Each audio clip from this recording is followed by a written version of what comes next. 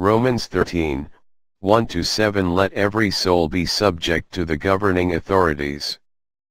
For there is no authority except from God, and the authorities that exist are appointed by God. Therefore whoever resists the authority resists the ordinance of God, and those who resist will bring judgment on themselves.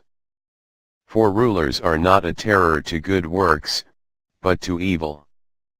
Do you want to be unafraid of the authority? Do what is good, and you will have praise from the same. For he is God's minister to you for good. But if you do evil, be afraid, for he does not bear the sword in vain, for he is God's minister, an avenger to execute wrath on him who practices evil. Therefore you must be subject, not only because of wrath but also for conscience sake. For because of this you also pay taxes, for they are God's ministers attending continually to this very thing.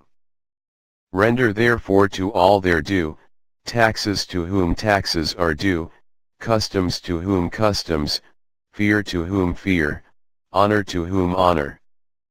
Numbers 15, 16. One law and one custom shall be for you and for the stranger who dwells with you.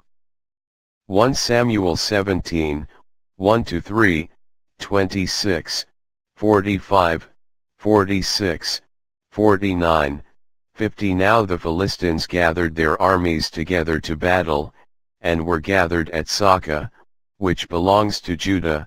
They encamped between Socoh and Azekah, in Ephes-dammim.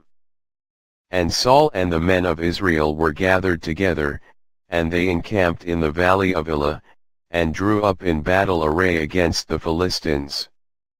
The Philistines stood on a mountain on one side, and Israel stood on a mountain on the other side, with a valley between them. Then David spoke to the men who stood by him, saying, What shall be done for the man who kills this Philistine and takes away the reproach from Israel? For who is this uncircumcised Philistine, that he should defy the armies of the living God?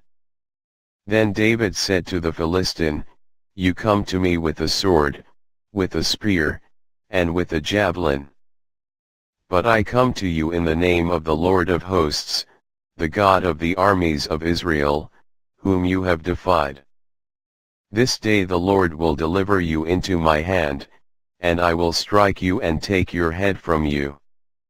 And this day I will give the carcasses of the camp of the Philistines to the birds of the air and the wild beasts of the earth, that all the earth may know that there is a God in Israel.